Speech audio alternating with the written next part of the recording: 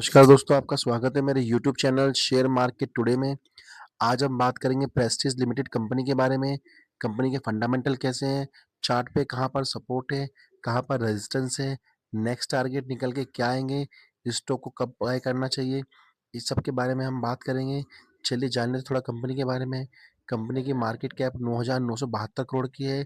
Current price 716 रुपये का चल रहा है। स्टॉक ने 52 वीक लो लाया है 582 रुपये का, और 52 वीक हाई लगाया है 930 रुपये का। इस स्टॉक का पी चल रहा है 61.80 का, जबकि इंडस्ट्री पी चल रहा है 57.20 का। बुक वैल्यू है स्टॉक की 137 रुपये और फेस वैल्यू है 1 रुपये की।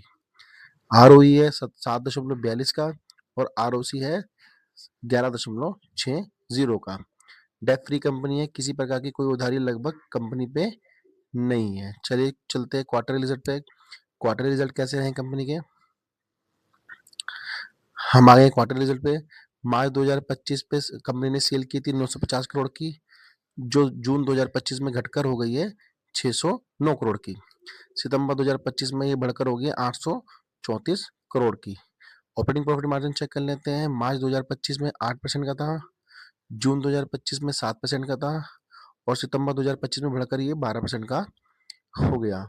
प्रॉफिट चेक कर लेते हैं।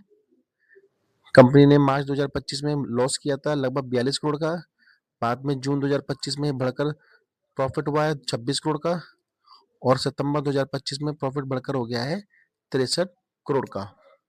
अर्निंग पर शेयर चेक कर लेते हैं। मार्च 2025 में अर्निंग पर शेयर माइनस में रहा है, -2.93 का, जो जून 2025 में बढ़कर 1.92 का हो गया, और सितंबर 2025 में बढ़कर ये 4.63 का हो गया। चलिए शेयर होल्डिंग पैटर्न चेक कर लेते हैं। कंपनी का शेयर होल्डिंग पैटर्न किस तरह का है। हम जो है ईयरली चेक करेंगे, ईयरली शेयर होल्डिंग पैटर्न। मार्च 2024 में प्रमोटर की होल्डिंग 70.41 थी, जो मार्च 2025 में बढ़कर 70.52 की हो गई। सितंबर 2025 में भी ये स्टेबल रही है, 70.52 की ही रही है। एफएफएस की होल्डिंग चेक कर लेते हैं। मार्च 2024 में एफएफएस की होल्डिंग 6.80 थी, जो मार्च 2025 में बढ़कर 7.40 की हो गई, और सितंबर 2025 में बढ़कर 7.70 की हो गई। डीएस की होल्डिंग चेक कर लेते हैं। मार्च 2024 में डीएस की होल्डिंग 14.66 की थी, जो मार्च 2025 में हल्की सी घटकर 14.43 की रह गई, और सितंबर 2025 में बढ़कर 14.94 की हो गई।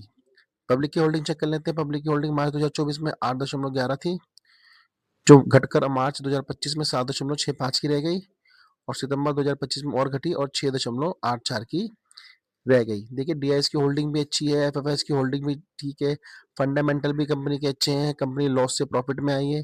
चलिए जरा चार्ट पे चलते हैं और चार्ट पे चेक करते हैं कंपनी के कहाँ पर सपोर्ट है, कहाँ पर रेजिस्टेंस है। दोस्तों हम आ गए हैं स्टॉक के वन डे चार्ट पर।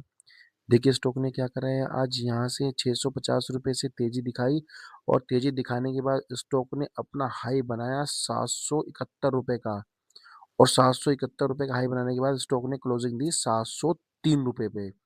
देखिए थोड़ा हिस्ट्री चेक कर लेते हैं, स्टॉक की हिस्ट्री कैसी है। देखिए मैंने यहाँ पर एक ट्रेंड लाइन आपके लिए खींच के रखी है। यहाँ पर स्टॉक ने लगभग अगस्त 2024 में हाई बनाया था 1021 रुपये का।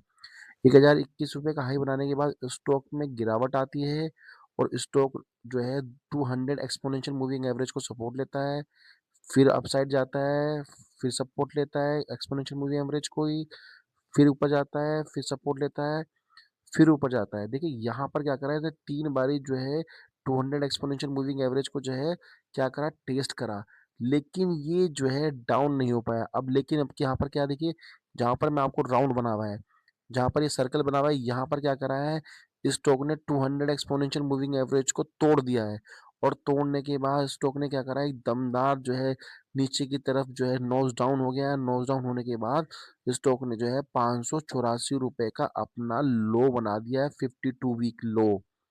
उसके बाद वापस स्टॉक ने एक मूव दिखाई, लेकिन स्टॉक वापस 100 डीएम में को रेजिस्टेंस फेस करा, और स्टॉक जो है नीचे की तरफ आ गया। बहुत दिनों तक ये स्टॉक जो है पर कंसोलिडेट कर रहा, और अभी स्टॉक जो है 703 रुपये के आसपास जो है क्लोज हुआ है। लेकिन इसने क्या करा, ये कैंडल जो बनाई है वो 200 एक्सपोनेंशियल मूविंग एवरेज के ऊपर बनाई है। देखिए कुछ लोग सोचते हैं 200 एक्सपोनेंशियल मूविंग एवरेज के ऊपर कैंडल बना दी है तो ब्रेकआउट मिल गया है, खरीद दे, लेकिन नहीं, ये स्टॉक को यहाँ पर बाय करने का नहीं है। इसे बाय करना है, यदि किसी को बाय करना है तो उस स्टॉक को 675 से लेके और 660 रुपए के बीच में बाय कर सकता है। 675 से लेके 660 रुपए के बीच में बाय कर सकता है और स्टॉप लॉस रहेगा 640 रुपए का। 640 रुपए के स्टॉप लॉस के साथ आप इसे ऊपर की तरफ लगभग ट्रेड कर सकते हैं। पहला टारगेट रहेगा 700 रुपए का, दूसरा टारगेट रहेगा 800 रुपए का और तीसरा टारगेट रहेगा लगभग 1000 रुपए का। मेरा मानना है इस स्टॉक को अभी इस लेवल पे नहीं बाय करना चाहिए, क्योंकि ये लेवल इसकी खरीदारी के लेवल नहीं है। ये फेक ब्रेकआउट भी हो सकता है। पॉसिबिलिटी है ये स्टॉक जो है 1-2 दिन में आपको नीचे की तरफ मूव करता हुआ भी दिखाई देगा। ये यहाँ पर देखिएगा क्या है, आरएसआई जो है 73 का है, 73.83 का, यानी स्टॉक जो है ओवरबॉट हो गया है। ओवरबॉट कंडीशन में क्या होता है, ज़्यादातर लोग जो है फँस जाते हैं लेके स्टॉक को। लेकिन मेरा मानना है आप इसे ना लीजिएगा अभी और स्टॉक को इंतज़ार करिएगा, वेट करिएगा। स्टॉक जो है 675 और 660 रुपए के बीच ले सकते हो आप। स्टॉप लॉस मैंने आपको बताया 640 का स्टॉप लॉस रखिएगा और पहला टारगेट 700 रुपए का, दूसरा टारगेट 800 रुपए का और तीसरा टारगेट जो है लगभग 1000 रुपए का होगा। स्टॉक को खरीदने से पहले पहले अपने वित्तीय सलाहकार से ज़रूर इसके बारे में सलाह लें और स्टॉप लॉस को ज़रूर ट्रेड करके चलें। वीडियो पसंद आए तो वीडियो को लाइक करें, चैनल को सब्सक्राइब करें। मिलते हैं अगली वीडियो पे, तब तक के लिए धन्यवाद।